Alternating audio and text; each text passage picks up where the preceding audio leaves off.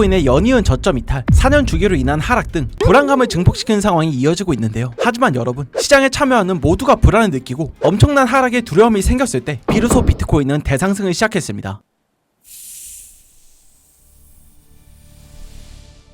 안녕하세요, 차트의 비밀입니다. 비트가 이번 주말에는 무난하게 움직였죠. 이렇다 할 큰 상승도 없고 하락도 없이 횡보했습니다. 그래서 오늘은 비트코인이 어떤 상황인지에 대해 알아볼 건데요. 그 전에 한 가지만 말씀드리면, 지난주 영상 댓글에 같이 매매하고 싶다, 실시간으로 타점이나 시장 상황 공유해주는 소통방을 운영하는지 이런 댓글이 많이 달렸습니다. 한두 명만 원했으면 따로 할 생각은 없었는데 생각보다 많은 분들이 원하고 계셔서 내일 중으로 텔레그램 방을 하나 만들려고 합니다. 만들고 나면 댓글이나 설명란에 링크 올려놓을 거니까 참고해주시면 되고, 다시 본론으로 돌아와서 오늘은 첫 번째 비트코인, 두 번째 이더리움, 세 번째 알트코인 각각 어떤 상황이 있는지 알아볼 건데요. 바로 첫 번째 비트코인부터 보겠습니다. 일단 오늘 지난주 주봉이 마감했죠. 마감 가격을 보면 59.5K인데요. 저의 중장기 상승 원점의 기준인 종가가 58K를 이탈하지 않았습니다. 음봉으로 마감한 점이 당연히 아쉽긴 하지만 여전히 주봉 다이버전스 걸려있고 58K 위에서 마감했기 때문에 크게 나쁜 상황은 아니라고 보고 있습니다. 물론 지난주에 찍었던 58K 부근이 완전한 저점인지에 대해서는 좀 더 봐야 하는 상황인데요. 하지만 몇 번 더 저점을 이탈하더라도 주봉이 58K를 종가상으로 이탈하지만 않으면 중장기 상승 원점은 유지된다는 점 기억해 주시면 됩니다. 다음으로 단기 관점을 볼 건데, 결론부터 말씀드리면 단기 관점도 위험한 상황은 아닙니다. 차트를 보면 오늘 오전 9시에 주봉 마감하고 하락이 좀 나오긴 했지만 그대로 말아 올려줬죠. 만약 여기서 더 떨어질 거였다면 이미 음봉 몇 개 더 찍히면서 4시간 봉 종가상으로 지켜주고 있는 59K 아래에서 놀고 있었을 텐데 아랫골이 길게 달리면서 59K를 지속적으로 지켜주고 있습니다. 그래서 크게 위험한 상황은 아니라고 보고 있는데, 물론 그렇다고 해서 안심할 단계는 아닙니다. 최소한 62K 위로는 안착해야 안심할 수 있는데 62K는 6월 25일에 다시 하락이 시작됐던 자리로 여기 위에 안착하면 단기 하락 구조가 깨지게 됩니다. 그래서 62K 위에 안착하면 단기적으로 위험한 자리를 넘기게 되는데요. 그럴 경우 64.5에서 65.8K까지 추가 상승이 열리게 되니 참고해주시고, 이제 다음으로 이더리움 차트 보겠습니다.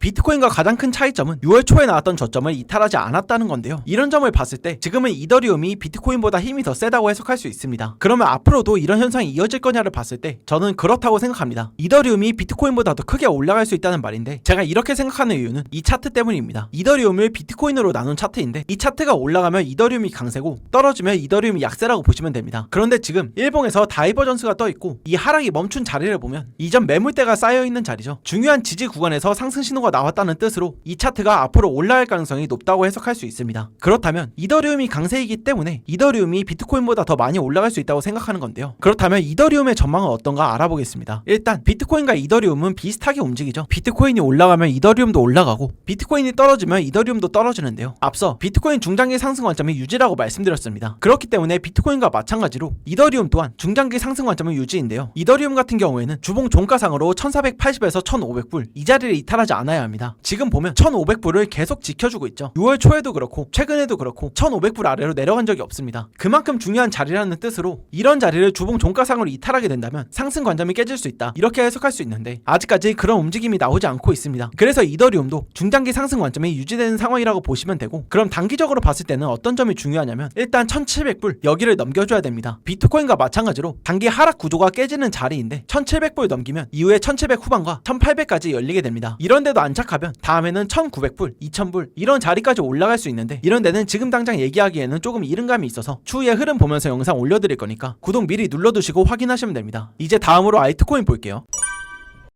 일단 지금 업비트 들어가 보면 무난합니다. 올라가는 종목도 있고 떨어지는 종목도 있는데 전체적으로 봤을 때는 위험하다, 알트 끝났다 이런 상황은 아닙니다. 물론 이미 고점에 물려서 마이너스 80%, 마이너스 90% 찍혀있는 경우라면 좀 다르지만 지금 당장만 놓고 봤을 때는 괜찮다고 생각하는데요. 왜냐하면 비트가 계속 저점에 이탈하고 있는데도 불구하고 알트들이 잘 버티고 있기 때문입니다. 2022년 하락장 이때를 겪어보신 분들은 아시겠지만 보통 비트가 전저점을 갱신한다 이러면 알트들 곧바로 수직 약화 시작했는데요. 진짜 비트가 2%만 빠져도 모든 알트들 마이너스 10%, 20% 쭉쭉 빠졌습니다. 하지만 최근 흐름을 보면 그렇지가 않죠. 당연히 빠지는 종목도 있습니다. 그렇지만 잘 버티는 건 둘째치고 오히려 치고 올라가는 경우도 있는데요. 그래서 알트코인의 전체적인 흐름을 봤을 때 나쁘지 않다라고 보고 있습니다. 그렇다면 좋아지는 시기는 언제냐를 따져봤을 때 비트코인과 이더리움이 먼저 올라간 다음 알트코인 도미넌스가 올라갈 때입니다. 알트코인들 상황이 어떻든 결국 비트가 올라가지 않으면 알트코인들도 못 올라가는데요. 보통 불장이 오는 순서는 비트코인 먼저 올라가고 그 다음에 이더리움, 마지막에 알트코인입니다. 그래서 비트코인과 이더리움이 먼저 안정적인 안정적인 가격대에 안착하는 게 중요한데요. 어디가 안정적이냐는 다음에 한번 자세히 짚어드리도록 하고, 일단 안정적인 가격대에 안착한 다음 알트장 시작의 신호를 언제로 잡아야 되냐를 보면 알트코인 도미넌스가 올라갈 때입니다. 알트코인 도미넌스란 알트코인이 전체 코인 시장에서 차지하고 있는 비율을 뜻하는데, 지난 불장 때는 19% 넘게 올라갔던 걸 볼 수 있죠. 지금은 8% 정도인데 비트코인과 이더리움이 안정권에 들어선 다음 주봉에서 이어지고 있는 이 하락 추세를 넘어가면 그때가 알트장 시작 신호라고 보시면 됩니다. 지금 기준으로 9.3% 정도인데 옆으로 횡보가 길어지면 이 수치는 조금씩 바뀌겠죠. 이거는 실시간으로 확인을 계속해야 되는 부분이어서 돌파했을 때 영상으로 말씀드릴 예정입니다. 일단 지금은 주봉에서 이어지고 있는 이 하락 추세를 넘어가면 그때가 알트장 시작의 신호일 수 있다는 점 기억해 주시면 되고, 마지막으로 오늘 내용 정리하고 마무리하겠습니다.